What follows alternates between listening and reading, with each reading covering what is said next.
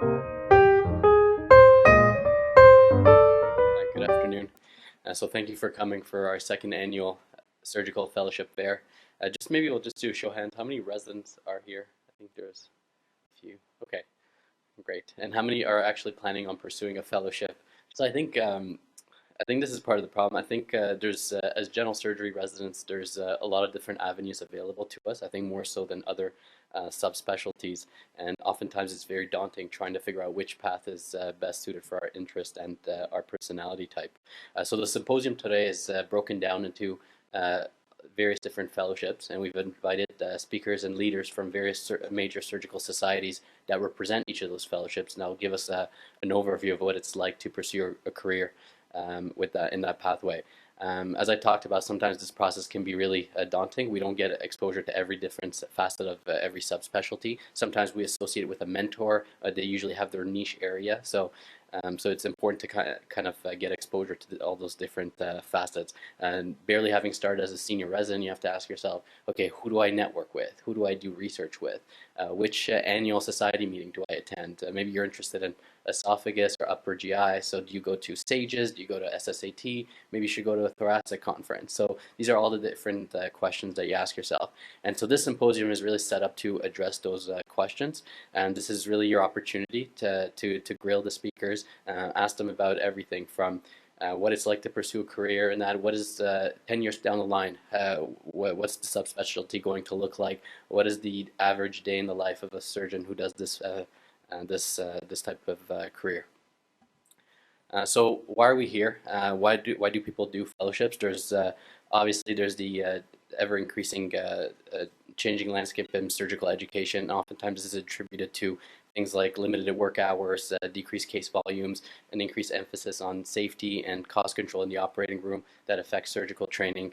One of the biggest also contributors is the introduction and translation of new technologies and novel techniques. So a lot of residents are seeking additional exposure to these technologies and techniques so that they can be more comfortable when they go out into practice. It turns out that approximately a quarter of graduating residents report that they feel unprepared after 5 years of training to go out into independent practice, and as a result, the majority of them, are up to 80%, end up pursuing a fellowship training. This is a commonly quoted paper survey where the Fellowship Council, which I'll talk about later, but they did a survey of program directors, and they wanted to assess how prepared were new incoming fellows into the programs. And as it turns out, 21% of new fellows felt that their new fellows were unprepared when they came to the operating room. 38% lacked ownership. 30% could not independently perform a lap chole, and 25 to 50% had deficiencies in a variety of different technical and non-technical skills. So clearly there's a training gap here. Also, this is a study whose results haven't been published yet, but essentially, so we know how new incoming fellows are like, but what about after fellowship? And so we surveyed a bunch of people who had just finished fellowship and were out into independent practice, and the vast majority were highly satisfied with both their operative and non-operative experiences. And the majority also ended up acquiring jobs that were aligned with what their expectations were. So it seems like the fellowship training does address that bridge between the training. So why else do you pursue fellowship? We talked about professional development, increasing your level of competency with different skills, but other things that people quoted as wanting to pursue a fellowship were increasing their marketability. They felt like when they wanted to find a job, they became much more marketable once they had a fellowship. Also increased autonomy, increasing opportunities for networking, and also practice management, the things like learning how to code and billing and how to hire administrative staff, and in general how to run a practice. So these are all reasons why people end up pursuing fellowships. There's a variety of different types of fellowships, and this is, I think, a bit confusing, but there's a variety of different types in terms of how much oversight and different accrediting bodies run these fellowships. So you can have those that are certificate granting fellowships that are sanctioned by the ACGME. Fellowships of those nature include vascular, thoracic, colorectal, pediatric, and surgical oncology. And these are overseen by the National Resident Matching Program. So those are the ACGME fellowships. And then you got the non-ACGME fellowships. So for instance, you can have MIS, bariatrics, HPB, flexible endoscopy, advanced GI, and you also have thoracics and colorectal non-ACGME fellowships as well. And these fellowships that I've just listed are overseen by the Fellowship Council. And then you have non-ACGME fellowships that are non-Fellowship Council run, and those are things like breast, trauma, endocrine, and those are overseen and governed by the specialty society. So for instance, if I'm interested in endocrine surgery, then I wouldn't go to the Fellowship Council or the National Resident Matching Program. I would instead go to the American Association of Endocrine Surgeons, and they run the matching system. So there's different societies, and depending on what you're interested in, one has to be familiar which governing body to investigate.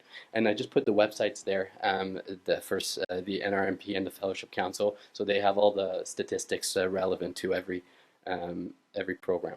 So with that, I'm going to pass it to Ezra. He's going to just give some statistics about some of the fellowship, and then we'll go into every speaker. Thanks, Amin, and thank you everyone for coming today. So for this portion, I just wanted to give a little bit of overview of some of the statistics about match rates and applicants and number of programs. Not to delve too much into numbers per se, but just show what data are available and sort of maybe also what's missing. And then provide some data from a survey that we sent to fellowship program. So first I'm going to start with the Fellowship Council match statistics, and these are the program types listed here. They're all part of a single match, but they're somewhat divided into more MIS bariatric fellowship programs and then HPB fellowships. So there are more MIS-oriented programs, and some of them have 2 positions per program. So you see there are a total of 150 fellowship positions. HPB, there's a much smaller number. Most of those only have 1 fellow per year, and there are 21 positions in HPB. So the data, these are data from last year's match, and of the all of the positions, so pooled between HPB and MIS, 91% of those filled with an applicant, and of the applicants who applied, there's a match rate of 67%. For applicants from U.S. residencies, that was higher at 78%. So just to show the trends over time, this is again from the Fellowship Council match. Since 2003, there's been a steady increase in the number of applicants to Fellowship Council programs.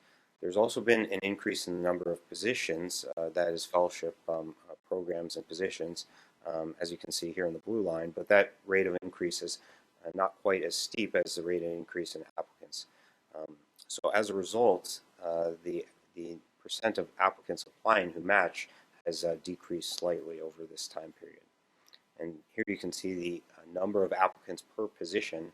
It was steady about 1, so for each applicant there was 1 position, but over the last 5 or so years that has increased in that. Now there's almost 1.5 applicant per position, so becoming somewhat more competitive over the last few years. Now moving to the ACGME fellowships. For colon and rectal surgery, there are just over 50 programs in the country, and many of those have multiple fellows. So there are almost 100 positions, and that's increased slightly over the last 5 years. Similarly to the Fellowship Council, the number of applicants per position is a little above 1, and for the colon and rectal surgery match, the inverse is true. The percentage matching has actually increased slightly. Last year was 85%. Surgical oncology has been part of the NRMP system for just 2 years, so there's a little less data. About 25 programs and just over 50 positions. And sort of similar numbers to the Fellowship Council, about 1.5 applicants per position, match rate of 65%. So that seems a little daunting. There is some good news that of people who match in their fellowships, they generally get one of their top choices. So just to summarize all these numbers for both colon and rectal surgery and surgical oncology, of the applicants who matched, the majority, over 50%, got one of their top 3 choices, almost 2/3. So for applicants who are competitive and match, they're generally able to fit into one of their top programs. And I'm applying to MIS this year, and I think the reason for this is, applicants have different interests clinically and professionally, and fellowships are very different in their case mix, their focus. So just from talking to other applicants on the interview trail, it's clear that some programs are more appealing to certain applicants. So I think the system sort of works itself out, and people generally get one of their top choices. So to move on to the survey we sent out to fellowship directors, this was a survey created by the SSAT Resident Education Committee. We really thought there was some data about the fellowship programs, what they offer, the match rates, what applicants are successful, but there was limited data really from the fellowship directors themselves about what they were looking for in applicants. So we thought that creating a survey which assessed that could help applicants sort of preparing their application, and even early in residency, how to build their academic profile to best fit what directors are looking for. So we ranked the importance of different applicant components when the directors are making their decisions on how to rank applicants, and then also assess the director's sense of how well prepared applicants were for fellowship and clinical practice. And we got 150 program directors to respond to the survey. So here are listed from most important at the top to least, and then the percent who rank that as the most important. These are somewhat numbers out of order because we used an aggregate of their second and third choice to determine the ranking. So far and away, the most important component was the interview, and that was across different specialties. It seemed fairly uniform.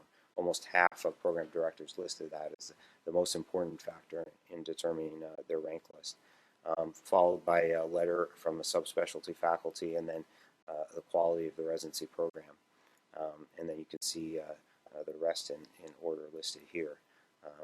What I thought was interesting is a lot of these more sort of, I guess you could call it interpersonal aspects are at the top of the list, whereas research, publication, interest in academic careers are a lot lower down.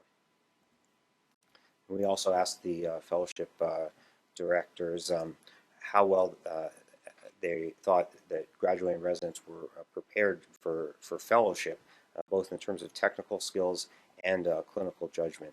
And you can see those here.